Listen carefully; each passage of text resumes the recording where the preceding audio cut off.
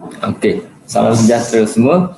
Hari ini kumpulan saya iaitu terdiri daripada Yo Zikang, Simon Kuo Ziming dan juga saya sendiri Chun Zikiu akan membentangkan satu laporan AJK hadiah dan juga cenderamata yang berkaitan dengan projek kemasyarakatan di rumah anak-anak yatim. Jadi antara matlamat khidmat masyarakat yang pertama ialah mengaplikasi pengetahuan, kemahiran dan nilai murni di luar bilik belajar. Jadi matlamat ini ialah untuk pengetahuan siswa guru, kemahiran dan nilai murni dapat diaplikasikan di luar bilik belajar. Dan yang kedua ialah memberi sumbangan kepada masyarakat dan negara. Dan yang ketiga, menjadi warga negara yang patriotik, prihatin dan bertanggungjawab terhadap masyarakat dan juga negara. Jadi tujuan lawatan ke rumah anak-anak yatim yang pertama ialah memberi peluang kepada siswa guru untuk beramah mesra dengan anak yatim. Jadi semasa siswa guru berinteraksi dengan anak-anak yatim, jadi mereka siswa guru dapat mengenali anak-anak yatim dengan lebih mendalam lagi. Jadi mereka dapat mengetahui latar belakang dan jadi sekaligus di situ mereka dapat beramah mesra lah dengan anak-anak yatim itu. Jadi yang kedua ialah membentuk kerjasama antara siswa guru untuk menjayakan program ini.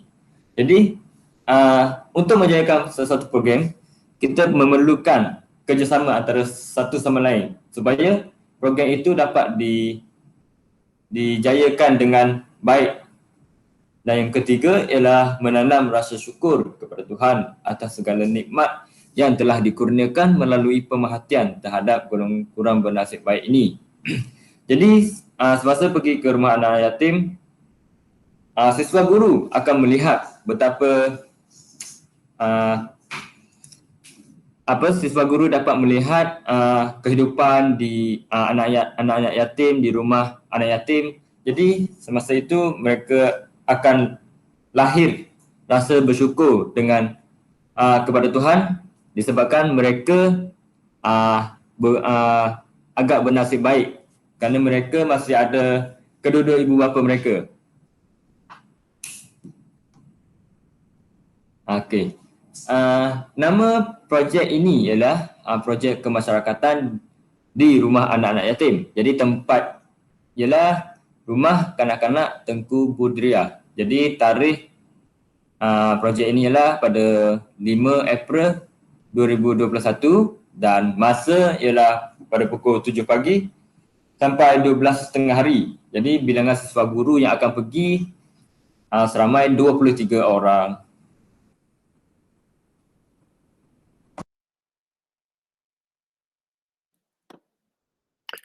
Okey, so seterusnya kita akan masuk kepada senarai nama jawatan kuasa projek kemasyarakatan di rumah anak-anak yatim. So sekarang yang ditunjukkan adalah jawatan kuasa tinggi dan pensyarah penasihat adalah Seutaya dan pengurusi adalah Henderson dan pengurusi adalah Harrison. So kerja pengurusi adalah menguruskan seluruh projek ini dan memastikan semua AJK ada membuat kerja dan naib pengurusi adalah memberi pertolongan kepada pengurusi. So seterusnya ialah setiap usaha, iaitu Hu Yiming. So setiap usaha ini perlu menyediakan kertas kerja sebelum pergi lawatan ini, dan setiap usaha juga perlu menyediakan surat dan menghantar surat ini kepada rumah anak-anak yatim yang yang akan kita lawat punya. So seterusnya ialah bendahari. Bendahari adalah Bridget Liu. So Bridget Liu, bendahari ini kerjanya ialah kutip semua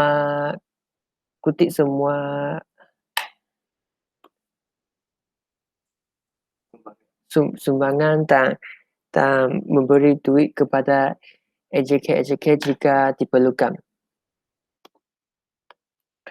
So seterusnya kita masuk ke dalam ahli jawatan kuasa. So sini ada 5 jawatan kuasa yang telah ditunjukkan. Pertama ialah AJK hadiah dan cenderamata. Kedua Adalah AJK pengangkutan, ketiga AJK dokumentasi, keempat AJK keselamatan, dan kelima adalah AJK program. So, kumpulan kami adalah AJK hadiah dan cenderamata. So, AJK ini perlu menyediakan sebarang hadiah yang diperlukan dan cenderamata untuk anak-anak yatim, dan kita juga perlu membeli barang yang diperlukan. So, seterusnya ialah AJK pengangkutan. So, AJK pengangkutan ini perlu menyediakan bas untuk membawa 23 orang itu pergi ke rumah anak-anak yatim.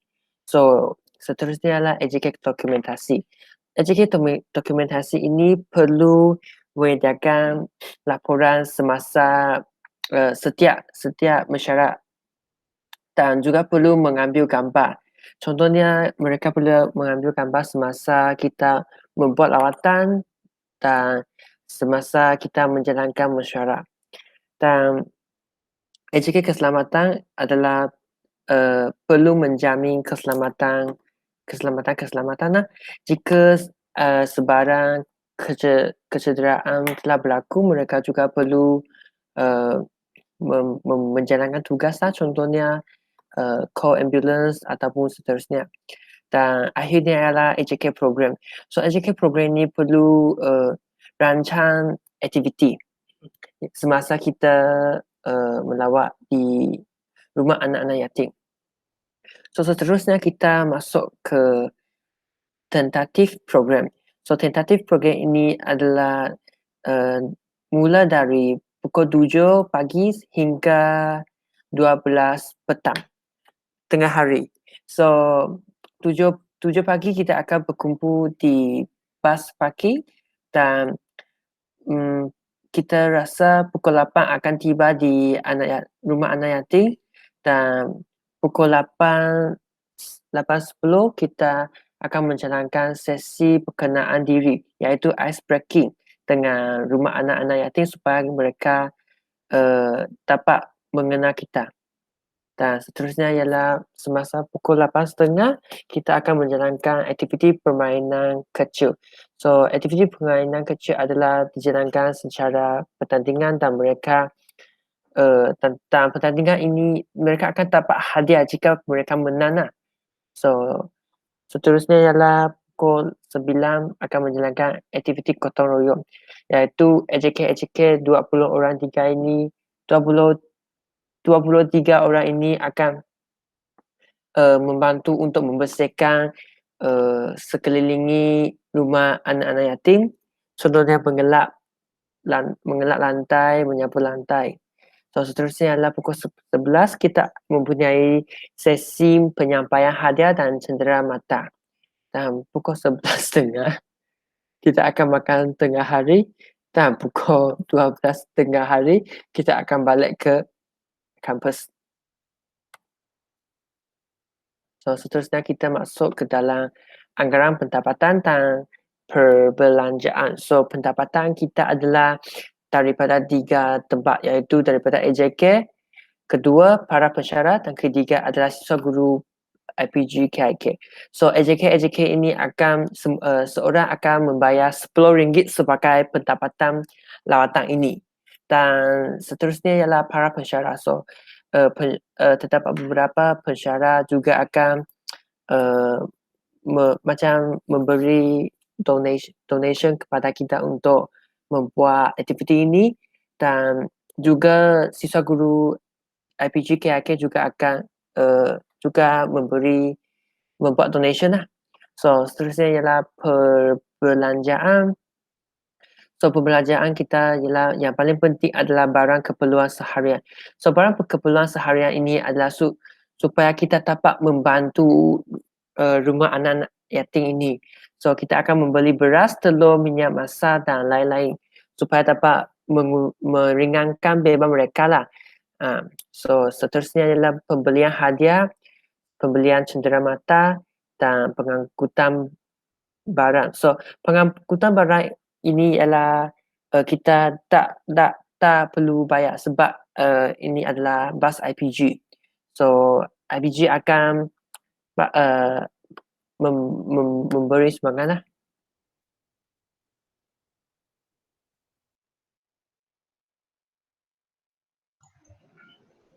Seterusnya, kami akan lihat kepada laporan ahli jawatankuasa hadiah dan cenderamata. Next.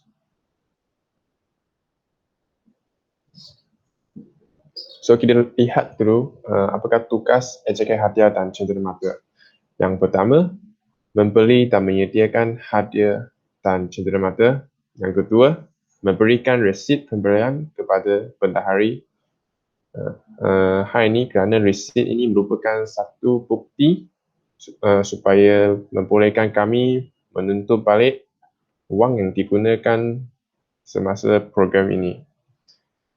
Tugas yang ketiga ialah membungkus hadiah dan cenderamata. Kami akan membungkus hadiah ini dengan berwarna-warni supaya dia menjadi lebih menarik. Seterusnya kami lihat anggaran perbelanjaan cenderamata. So, cenderamata yang akan kami beli ialah pen, pensel warna, buku nota dan botol air. So, jumlah perbelanjaan untuk kelima-lima bahan ini adalah sebanyak RM200. RM200 dan tiada bagi dalam perbelanjaan ini kerana peruntukan wang daripada bendahari adalah sebanyak RM200 juga.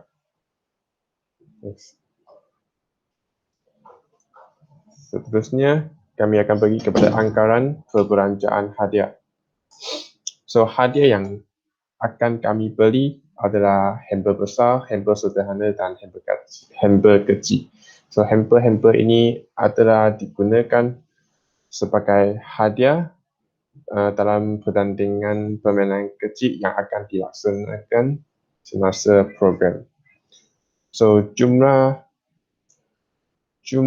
harga kesemua hamper ini adalah sebanyak RM100 dan tiada baki juga bagi perbelanjaan hadiah ini kerana peruntukan wang daripada bendahari juga adalah sebanyak RM100.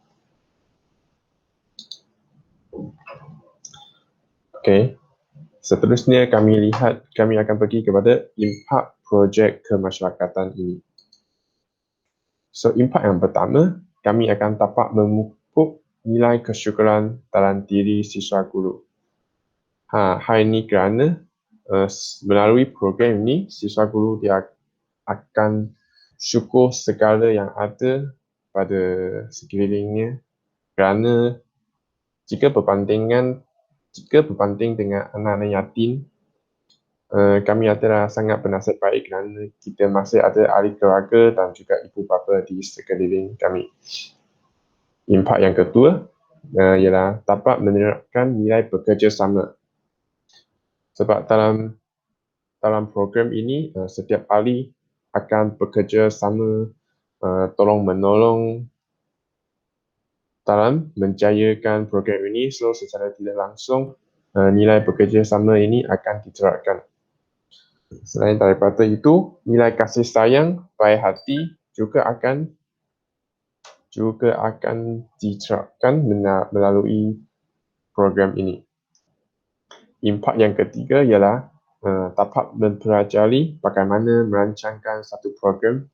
Kami akan belajar bagaimana kita merancangkan atau menganjurkan satu program yang berjaya. So, akhirnya diharapkan projek kemasyarakatan ini dapat membuka minda siswa guru dan memberi satu pengalaman kepada siswa guru untuk melihat corak kehidupan anak yatim. Selain itu, semoga program kali ini dapat menjadi satu pengajaran yang baik kepada siswa guru IPIK agar terus cemerlang bukan sahaja pada akademik tetapi pada sosial dan peribadi diri. Itu sahaja daripada kumpulan kami. Terima kasih.